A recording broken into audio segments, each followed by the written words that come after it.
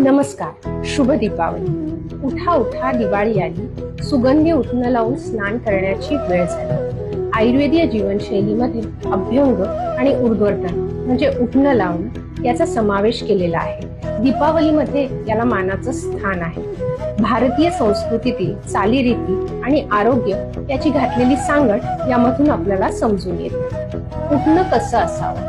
उठणं हे फार जाड नसावं किंवा फार बारीक नसावं, मध्यम कन्सिस्टन्सीचं असावं. उठणं लावण्यापूर्वी अर्धा तास ते भिजवून ठेवावं. कोमट दूध, कोमट पाणी वापरू शकतो. उठणं हे रोमकूपाच्या विरुद्ध दिशेने म्हणजे अपवर्ड डायरेक्शन मध्ये चोळून लावावं. उठणं लावण्याचे फायदे: ऊर्ध्वतनम कफहरम मेदसहा प्रविलायनम स्थिरीकरणम अंगानाम पक प्रसादकरम परम. उठणं हे रोजच्या वापरात लावताना कोमट दूध, गुलाब पाणी, कोमट पाणी याचा वापर करावा.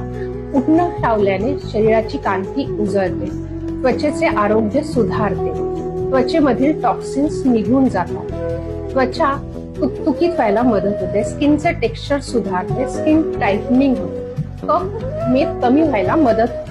ऋतू आणि प्रकृतीनुसार अभ्यंग आणि ऊर्ध्वतनासाठी औषधं व तैल वापरल्यास आपल्या सौंदर्यात वाढ होते व तारुण्य टिकून राहायला मदत होते. दिवाळीच्या आरोग्यमयी शुभेच्छा.